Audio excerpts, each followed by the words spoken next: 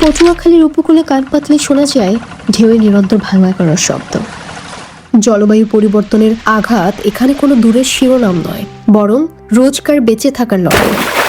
কিন্তু এই প্রাকৃতিক দুর্যোগের চেয়েও ভয়ঙ্কর আরেকটি বিষয় হলো আমাদের চারপাশের এক গুমট নীরবতা। চোখের সামনে খালের বুক চিরে গড়ে উঠেছে ময়লার ভাগাড়, নোংরা হয়ে থাকছে হাসপাতাল, ভেঙে পড়ে থাকছে রাস্তাঘাট, অথচ কেউ টুস শব্দটিও করছে না। কারণ সত্যি কথা বলার ভয় এবং সরকারি প্রতিষ্ঠানগুলোর সাথে যোজন যোজন দূরত্ব। আমাদের তরুণেরা স্মার্টফোনের যুগে বড় হলেও জবাবদিহিহীনতার এক অস্বচ্ছ দেয়ালে তারা কেবল মাথা ঠুকছিল। এই পচা পানি, এই পানি বাড়ির ভিতরে চলে যায়, এই ঘরে বাসায় বাসায় পানি ওঠে। আমার অনেক এর কোনো কিছু আসে নাই এখন তো ভাইতো অনেকদিন তো ভাই আমরা ভোগান্তি করতেছি এই জায়গায়।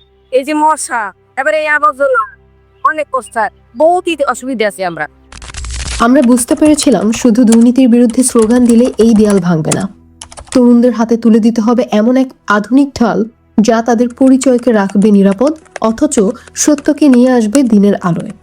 আর ঠিক এই দৃঢ় বিশ্বাস থেকে জন্ম নেয় ফর দ্য লাইটের যুগান্তকারী উদ্যোগ প্রজেক্ট ট্রেস। আন্তর্জাতিক প্রতিষ্ঠান ডিডিআই, অ্যাকাউন্টেবিলিটি ল্যাব এবং সিভিকাসের সহায়তায় আমরা তৈরি করলাম আস্থার এক ডিজিটাল আশ্রয়, কমিউনিটি ওয়াচ পোর্টাল। তবে শুধু প্রযুক্তি তৈরি করলে তো আর সমাজ বদলায় না, বদলায় মানুষের সাহসে। এই পরিবর্তনের রূপরেখা আঁকতে আমরা আয়োজন করি ডিজিটাল সিভিক বুট ক্যাম্প। নিবিড় এই প্রশিক্ষণে 50 জন তরুণ তরুণী, যাদের মধ্যে সমানভাবে ছিলেন আমাদের লড়াকু নারীরা এবং প্রান্তিক জনগোষ্ঠীর মানুষেরা, শিখে নেয় কিভাবে হাতের স্মার্টফোনটিকে প্রতিবাদের হাতিয়ার বানাতে হয়। তারা আয়ত্ত করে ডিজিটাল নিরাপত্তা এবং তথ্য অধিকার আইনের মতো শক্তিশালী হাতিয়ারের ব্যবহার। তৈরি হয় আমাদের অদম্য ডিজিটাল সিভিক অ্যাম্বাসেডর টিম। সাধারণ মানুষকে সিভিক টেকের শক্তির সাথে পরিচয় করিয়ে দিতে আমরা শুরু করি এক বিশাল অনলাইন ক্যাম্পেইন। এরপর আমাদের অ্যাম্বাসেডররা ছড়িয়ে পড়ে মাঠে। মাত্র 1 মাসের মধ্যে তারা পোর্টালের মাধ্যমে তুলে আনে পটুয়াখালীর 60টিরও বেশি সুনির্দিষ্ট জিপিএস ট্যাগড নাগরিক সমস্যার নিখুঁত ডেটা। তৈরি হয় আমাদের সিভিক অ্যাসেসমেন্ট হোয়াইট পেপার। আমাদের এই পুরো যাত্রার সবচেয়ে বড় সফলতাটি আসে ডেটা ড্রিভেন টাউন হল মিটিংগুলোতে। সেদিন এই তরুণেরা যখন সুশীল সমাজের সদস্যদের সাথে নিয়ে সরকারি প্রশাসনের কর্তা ব্যক্তিদের সামনে ডিজিটাল ম্যাপ ও অকাট্য প্রমাণগুলো তুলে ধরলেন, তখন পুরো দৃশ্যপটটাই বদলে গেল। ওনাদের যে টার্গেটগুলো আমি দেখলাম সেটা আসলে আমার কাছে বেশ ভালো লাগলো। শুধু রিপোর্টের মধ্যে সীমাবদ্ধ না থেকে রিপোর্টগুলো কিভাবে সবাই মিলে একটা সমাধান করতে পারি, আমরা যারা পটুয়াখালী জেলায় যারা বিভিন্ন কর্মদার বা কর্মকর্তা রয়েছি, অবশ্যই এটা নিয়ে ভাববার বিষয় আছে। আমাদের পুলিশের পক্ষ থেকে যদি কোনো বিপদ করণীয় কিছু থাকে অবশ্যই আমরা করবো। আপনারা চোখে আঙুল দিয়ে আমাদের যে বিভিন্ন ধরনের যে অসংগতিগুলো, আপনাদের যে 60টি অসংগতি আমাদের এখানে দিয়েছেন, ম্যাক্সিমামগুলোই আমি মনে করি এগুলো যদি আমরা সমাধান করতে পারি, আমাদের যে সাধারণ পটুয়াখালীবাসী সাধারণ জনগণ রয়েছে অনেক উপকৃত হবে। আপনাদের এই উদ্যোগকে সাধুবাদ জানাই। আগে যেখানে ছিল কেবল মৌখিক অভিযোগের সংস্কৃতি, এবার সেখানে এলো নিখুঁত ডেটা। আসলে কি এটা আপনারা হয়তো একটা প্রজেক্ট 3 মাসের পেয়েছেন, হয়তো সাপোর্ট করছেন, it's good thing that you have started. আমার মনে হয় এটা voluntary work, it should continue.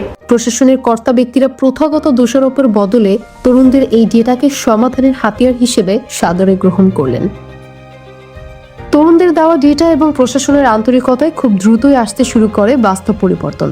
Patuakhali সদর হাসপাতালের যে বিশাল ময়লার স্তূপ সাধারণ মানুষের জন্য মারাত্মক স্বাস্থ্য ঝুঁকি তৈরি করছিল, প্রশাসনের দ্রুত পদক্ষেপে তা আজ সম্পূর্ণ পরিষ্কার। ডেটা কিভাবে জীবনমান উন্নত করতে পারে, এটি তারই এক জীবন্ত প্রমাণ। আমি ডাক্তার দিলুবা ইসমিল লিজা, আমি পটুয়াখালী 250 বেড ডিস্ট্রিক্ট হসপিটালের সুপারিনটেন্ডেন্ট। যে আমাদের এই 250 বেড হসপিটালে ক্যাপাসিটির প্রায় 3 গুণ রোগী এখানে থেকে সেবা নেয়।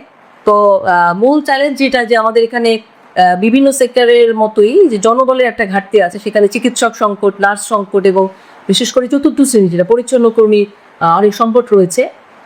তো সেক্ষেত্রে আমাদের যারা এখানে সেবা নিতে আসে, সেবা গ্রহীতাদের একটা খুব কমন অভিযোগ থাকে যে আমাদের বিভিন্ন করে অন্তবিভাগের বেডসাইড যে স্পেসগুলো বা করিডোর এবং বিশেষ করে টয়লেট, ওয়াশরুমগুলো যথেষ্ট পরিষ্কার পরিচ্ছন্ন না।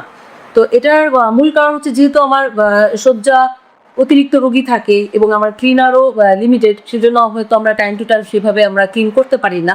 তো এই অভিযোগটা মানে একটা খুব কমন অভিযোগ যে আমাদের ওয়াশরুমগুলি হয়তো ব্যবহার অনুপযোগী এবং বেড সাইডে বা ওয়ার্ডে বিভিন্ন করিডোরে বিভিন্ন সময় বিভিন্ন রকম ময়লা থাকে। আমাদের এই জায়গাটাকে আমরা অ্যাড্রেস করেছি। এই দীর্ঘ পথ চলায় আমরা একটি ধ্রুব সত্য শিখেছি, জবাবদিহিতা কোনো একেবারের কাজ নয়, এটি এক নিরন্তর চর্চা।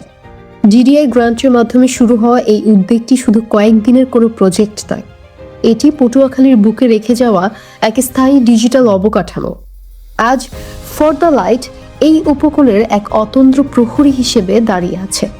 আমরা বিশ্বাস করি নাগরিক অধিকার নিশ্চিতের এই মডেলটি কেবল বাংলাদেশের উপকূলেই নয়, বিশ্বজুড়ে ডিজিটাল গণতন্ত্র প্রতিষ্ঠার এক অনন্য ব্লুপ্রিন্ট হিসেবে কাজ করবে।